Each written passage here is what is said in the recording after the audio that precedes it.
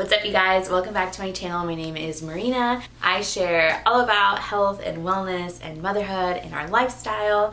And today I'm going to be sharing with you guys a home birth Q&A. So these are some of the most common questions I get asked about home birth. I did a question box on Instagram, and these are the main questions that came in. These are the questions that my family.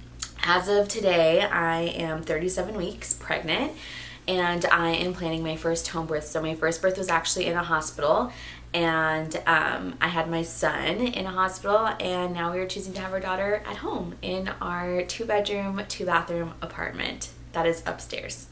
Let's get into it, shall we? Okay, so the first question is usually, what made you decide to have a home birth? So my first birth was in a hospital with my son Micah. I didn't have a ton of information. I just started learning about the birth world and all the options that I had like towards the end of my birth, and I was doing a lot of research here on YouTube actually, and following moms who were like non-toxic moms and moms who were going to be having natural births. And I was super intrigued, but I just didn't know if I was ready. Like I intended to have a natural birth at the hospital, but I was like, but we'll see. And I think that part of it is just, if you are in that mindset of like, I want to try for a natural birth, you're probably not going to have a natural birth. You have to make that decision that you're going to do it, that you're going to say no to any interventions like Pitocin and an epidural. And if you don't make that decision, more often than not, we are willing to change our minds and to have the pain medications and things like that. So with Micah, I had a hospital birth and I had intervention. So I first had Pitocin, and that made the contractions really hard and really fast. I wasn't catching a break. And then after that, after having Pitocin for a little bit, I was like, I don't think I can do this. I need an epidural. Like, I can handle my contractions for what they were, but the minute that Pitocin was in my body, it was like, game over. I don't have the strength for this. So usually what happens is when you get one intervention, you kind of like pull the curtain on the rest of them, and you open yourself up to receiving a lot of other interventions. And that is something called the cascade of interventions. And that's definitely something that I experienced. It started with Pitocin, and then it was the epidural, and then it was things are moving slowly, because that's what happens when you get an epidural. It can slow things down. Obviously everybody is different, and I'm just here to share my experience. So in my experience, it slowed things down, and it made it really hard for me to have my baby. Anyways, after 15 hours, I finally had Micah, and everything about the birth from start to finish was just like not what I wanted. I had a birth plan, which if someone tells you not to go in it with a birth plan because you don't want to be disappointed, no, we need to stop doing that. Knock that shit off. What you're basically telling women is you're telling them that they don't deserve the birth that they want to have, and that they need to be open to whatever their doctors and nurses are going to tell them, instead of trusting their intuition and trusting what it is that they want for their bodies. So when we tell women, don't have a birth plan because your doctors like are going to do what they want to do anyway, and we're giving our choice away because we're saying that like what we want doesn't matter. And if someone says like, as long as you have, you know, a healthy baby or whatever, that's the bare minimum. But we're allowing this, we're opening up this space for other stuff to happen that we may not want, right? So yes, you do need a birth plan. I personally had one, and no, my doctors and nurses did not follow it. And I think I personally needed that, and I personally needed that experience to be here now. So anyway, long story short, basically I had a hospital birth, and it was awful, and it left me with a lot of trauma and a lot of anger around birth and like the birthing process that I feel like I have definitely healed through this pregnancy. And just like choosing to have a home birth has healed so much for me and has allowed me to learn so much, because when you are having a home birth, you are naturally going to be more curious about the things that are happening, instead of just like the doctors know everything and like they'll take care of it all. Here's the thing. Okay, I'm getting too far into this, but anyway, that is why we're choosing to have a home birth. I wanted to be able to be surrounded by a team that is going to support me and empower me to have the birth that I want. And I wanted to be in the comfort of my home. I wanted to feel safe and secure. I wanted to be able to move around. I wanted to be on like my, you know, I call the shots and I am in charge. And that's just why I chose to have a home birth. Another reason why we chose home birth is because in the United States, the maternal mortality rate is rising, which is really crazy. The United States has one of the worst maternal health care practices in all of the developed countries. You can go head to the CDC or WHO's website and find some of this data because it's available to you. But that was real. When we learned about that, that was really alarming for us, especially for women of color. It's more than twice as bad than it is for other women, and that was a big concern for us. Is just if the rate is rising and 99% of women are birthing in hospitals, maybe we shouldn't be in hospitals. For low risk healthy women, maybe we shouldn't be in hospitals, right? So that was really interesting to learn about too. So question number 2 is, what does it really mean to have a home birth? So it's just that you are birthing your baby at home. You still have a birthing team made up of a midwife, maybe a midwife's assistant, and then a doula. And the main difference between a midwife and an OBGYN is an OBGYN is a trained surgeon. They are trained to view birth in a medical form, through a medical lens, while midwives are not trained surgeons, and they are trained to view birth in a physiological way where they trust the mother and her intuition and the body to do its job. A lot of the times with OB, birth is looked at as this medical procedure, and it's not a medical procedure. It's not an emergency. In some cases, yes, of course, it is a medical emergency, but for most of us, birth can be something so simple, and it has been for thousands and thousands of years, and I just think we've forgotten that. We've kind of forgotten what birth can be because of, TV and media, and all that we see is screaming women who are being rushed back to whatever operating room because this happened, and we forget that women have been birthing since the beginning of time without fear, without interventions, and so basically what happens is you go into labor and you have your baby at home, and your birth team is here to assist you. Your midwife is someone who is medically trained, so even though she is not a trained surgeon, she's still medically trained in the process of birth. She can still care for you in case of an emergency. She can stitch you up if you tear.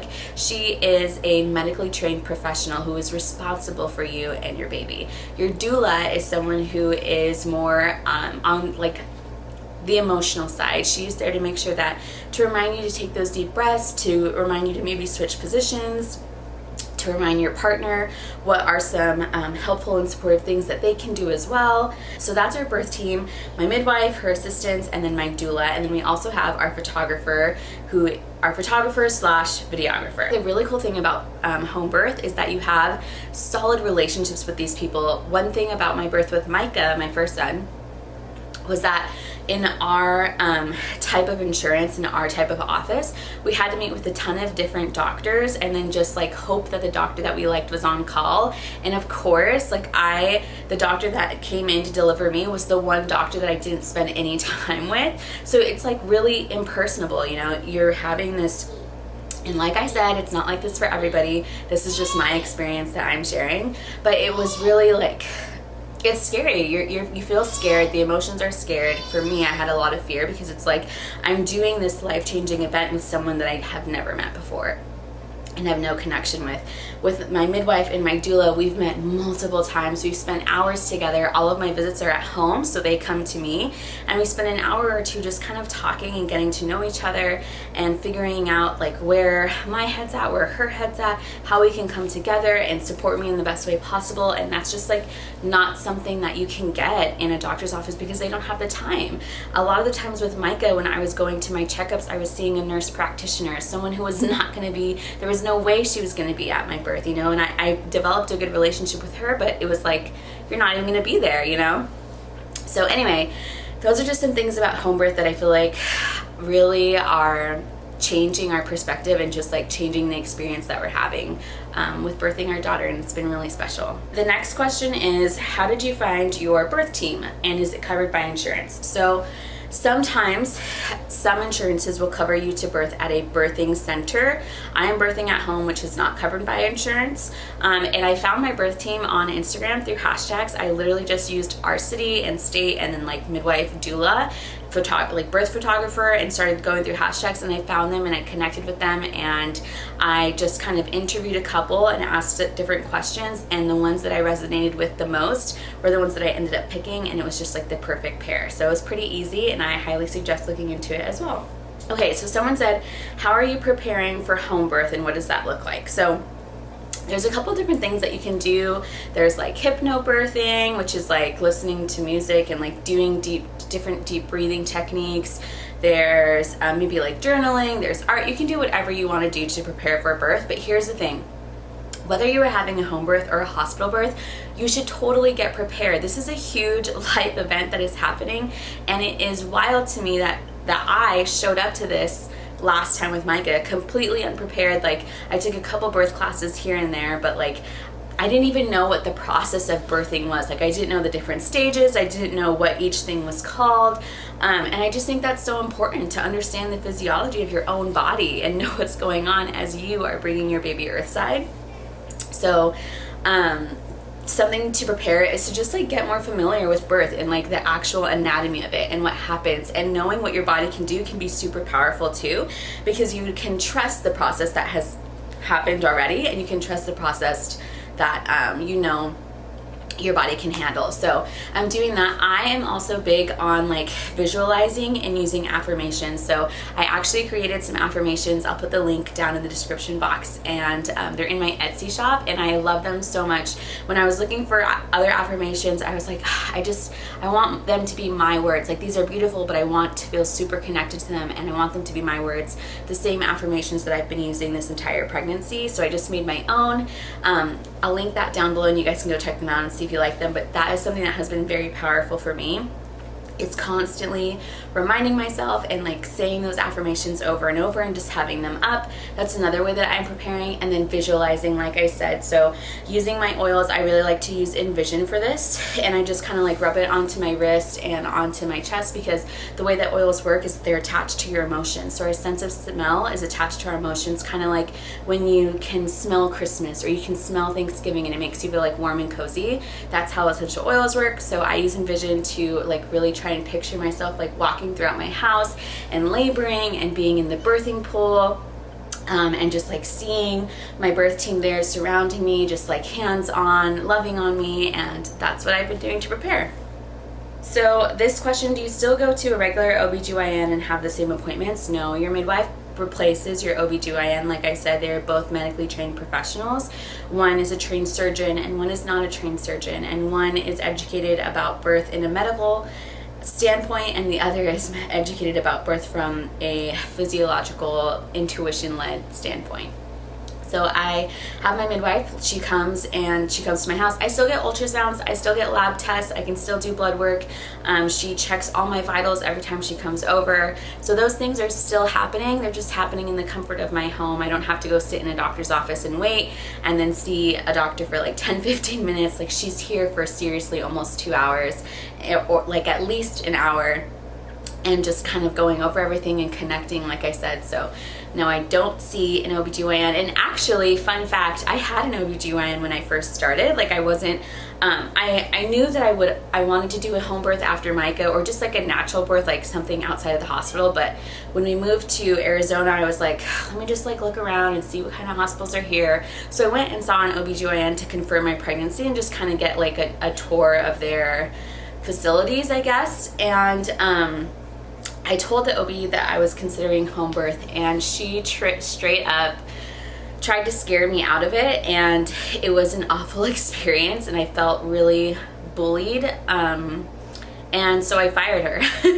I was like, okay, I'm not coming back here. I don't want someone to be on my team that is going to try and pressure me out of the decisions that I'm making. And it would be one thing if she had like explanation and was like, this is why I wouldn't recommend it to my family because this, and this. When I asked her why, when I was asking her like, can you show me like some data that shows that it is what you're saying, it's more dangerous than being in a hospital, can you show, like, she couldn't do that because she didn't have the information. So it was really a bunch of fear tactics trying to get me to sway my decision. So I fired her, and that's something that you can do. You can fire your birth team whenever you want because they work for you.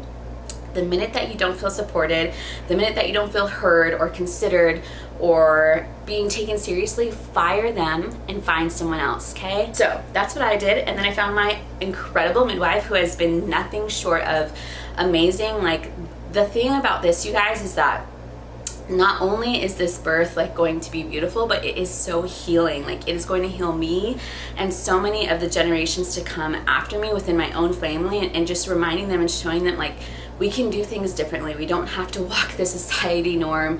We don't have to do what everyone else is doing. Like, it is okay to do things differently. So yeah. Okay, so last question is, what are some of the fears that you have and what are you looking forward to? So I honestly, you guys, don't have too many fears. The only fear that I have right now is that James won't be available because he has a license test for work. He's in finance and he has a test that he has to take basically on my due date. It's 4 hours long. So my only fear is that like I go all the way until then and then she decides to come when he's in his test, has no phone, like I have no way to reach him. Which is like worst case scenario. But other than that, I honestly, you guys, I don't have any fears. And it's funny because I was telling my birth team about this. I was like, I feel like I should be like scared or something. Like, I feel weird that I don't feel scared because we've been taught to just fear birth, and it's so scary and it's so painful and it's so this and that, right? And I don't feel that. Something I'm really excited to do is to just like to be in the moment and to be like, it's happening. Like when my you know, water breaks and whatever labor really starts and the contractions start to come, being like, it's happening, and being able to like dance with James in our living room to our birth playlist and be able to like feel super intimate and just like have all the privacy in the world and be able to birth differently. Like, I'm just excited for it to happen so that I can go through the motions of what it's going to feel like to bring my baby here without any interventions and without anybody like poking me and bugging me and like trying to get in the way of what's going on. So those are some of the things I'm really excited for, and I can't wait to continue to share our home birth journey and what this is going to look like for us. And I'm so grateful that you guys are here following along, and just all of the kind messages that we've gotten and the encouragement has just been like, it's just been amazing. So thank you guys so much, and I will see you next time.